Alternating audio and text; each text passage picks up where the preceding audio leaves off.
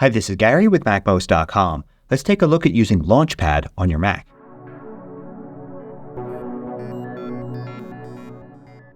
MACMOST is brought to you thanks to a great group of more than 1,000 supporters. Go to MACMOST.com/Patreon. There you could read more about it, join us, and get exclusive content and course discounts. Now, LaunchPad is one of the many ways that you can launch applications on your Mac. But a lot of people don't seem to like LaunchPad and really badmouth it online. I don't get this, as nobody's forcing anybody to use it, and it actually has advantages over some of the other methods for launching apps. So one way to get to LaunchPad is to go to the dock and look for the LaunchPad icon, usually all the way to the left. If you click it there, you're in LaunchPad. But there are other ways to bring up LaunchPad as well. One is to use a keyboard shortcut. Now, some Mac keyboards, particularly older ones, have a LaunchPad key on the keyboard already. On mine, it's the F4 key. So if I press F4, it brings up LaunchPad. But depending upon your keyboard settings, you're going to need to hold down the FN or globe key and press F4 to do that. But you could also assign another key of your choosing. So let's go to System Settings and then go to Keyboard and then choose Keyboard Shortcuts. Now you're going to see under LaunchPad and Dock, Show LaunchPad. Now, even if it's checked here, if there's no keyboard shortcut set, then you don't have a keyboard shortcut for it. Just double click here where it says None and then use the keyboard shortcut. One good option is to use Option and then Spacebar. So while Command Space is Spotlight, Option Space is LaunchPad. So now when you use Option Space, it brings it up. But there are other ways to bring up LaunchPad. One is Hot Corners. If you go into System Settings and then go to Desktop and Dock here and then scroll all the way down to the bottom, you'll see a button for Hot Corners. Go into that and you can set one of the corners up to go to LaunchPad. So I'm going to use the top right corner. So now if I just move my pointer to the top right hand corner, I'm in LaunchPad. I could also hold down one of the modifier keys like Command or Option or Shift or a combination of those, and then I would need to actually hold Command down while I'm in that top right corner for LaunchPad to launch. This is handy if you find yourself accidentally triggering it a lot. Another way to do it is using the trackpad. So if you go to your trackpad settings and to More Gestures, you're going to find a gesture for LaunchPad here. It's pinch with thumb and 3 fingers. So in this case, I've got it turned on, and you can see a demonstration of it there at the top. Then one of the main complaints about using LaunchPad is that when you bring it up, you have to search for the app you want to launch. And it could be on a different page. Obviously, there are not going to be enough slots here for all of your apps, so only some of them are on this first page. You can see the dots here at the bottom indicating how many pages you have. You can actually click on one of the dots to jump to it. Or you can use 2 fingers on a trackpad or a mouse and scroll like that. You could also use Command and the right and left arrow keys to go between the pages. So you've got to go through all these pages, find the app that you want to launch, and then click it to launch it. So I think the best way to use LaunchPad by far is to use this search box at the top. And in fact, you don't even need to click there to use it. As soon as you bring up LaunchPad, typing any letter keys on the keyboard are going to go right into that search box. So for instance, if I want to launch the calculator app, I can just start typing. And as I do, you can see it narrows things down. I've got only apps that make sense with the letter C. If I continue to type, there's CA, CAL, CALC, and there I am at Calculator. And then I press Return, and it launches the Calculator app. This is similar to using Spotlight, where I can do Command Space and then type Calc. And then I can see the Calculator app come up. In this case, it's the first hit. It's right there. So it takes the same amount of keystrokes to do it in LaunchPad as it does to do it in Spotlight. That's not always the case for all apps. Sometimes the top hit won't be the app itself, and you have to use the arrow keys to go down. Other times it takes a while for Spotlight to actually give you results because there's so much for Spotlight to look up. Documents, web pages, emails, fonts, everything like that. Now you can also use the arrow keys to get to things. You don't need to use the trackpad or mouse at all. So I'm going to bring up Spotlight here, and then as soon as I hit the right arrow key, you can see I've now got the very first app selected there at the top. And I can use the arrow keys to travel around. And when I want to launch an app, all I need to do is use the return key. So I can go here to Reminder, say Return, and it launches that app. And then combine that with Command and right and left, and I get to any page I want and then any app I want. Now, of course, you can arrange the apps in any order you want here.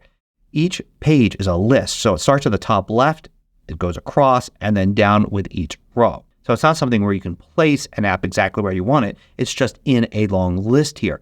Very similar to how the iPhone and iPad work. So if I want to move Safari to the first slot, I just drag it over to the left and it moves it there.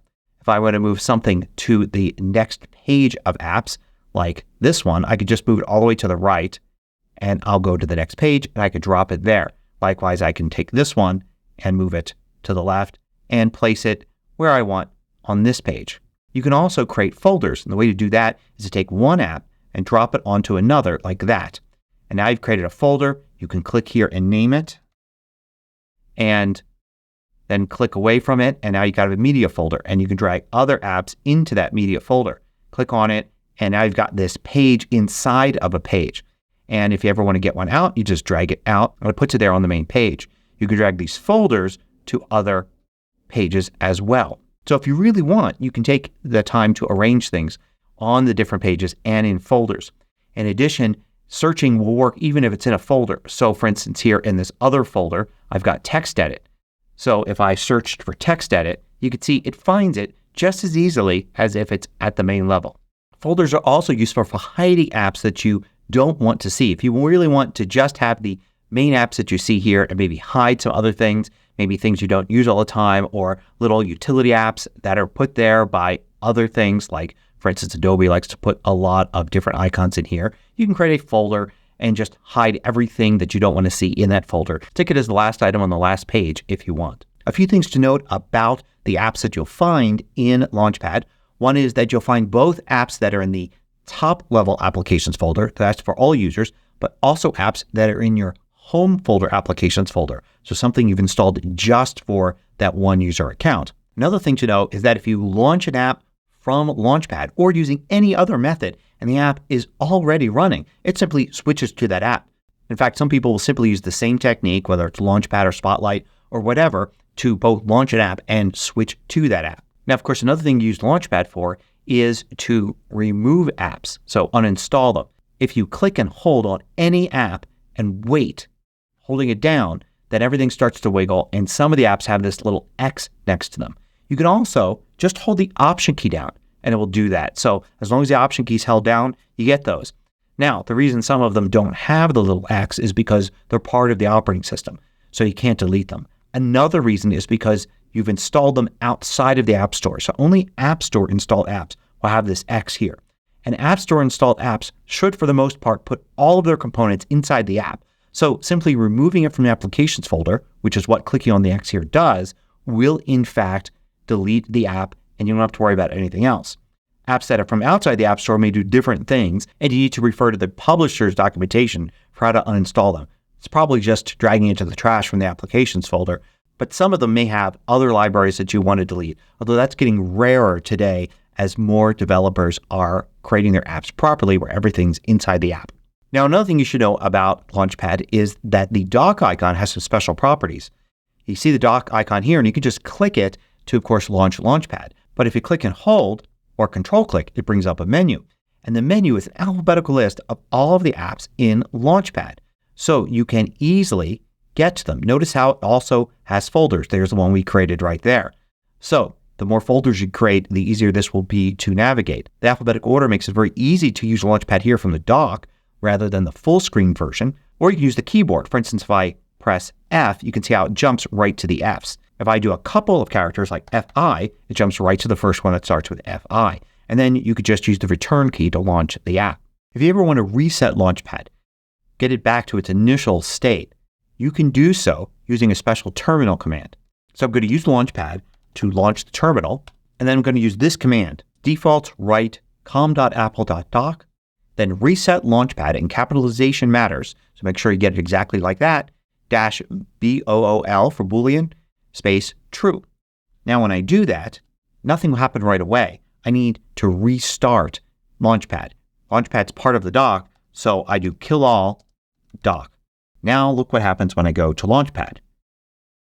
I'm back to the default here. Notice there are only 3 pages and everything here is set up exactly as it would be when you get a new Mac. Also notice that all the folders are gone. So there, for instance, is the TV app. It's no longer in the media folder. So everything's been completely reset. Here's another terminal command you might want to use. And this one, defaults write com.apple.doc springboard-rows -int for integer space 5. That will change the number of rows to 5. That's the default. But let's say I wanted to have more rows. So let's say 7. I do that and I'm going to use the same kill all doc to restart it. And now when I bring up LaunchPad, you could see I now have 7 rows. And you could do the same thing here with columns. Let's do 9 columns and then kill all doc. And now when I bring up LaunchPad, you can see it fits like that.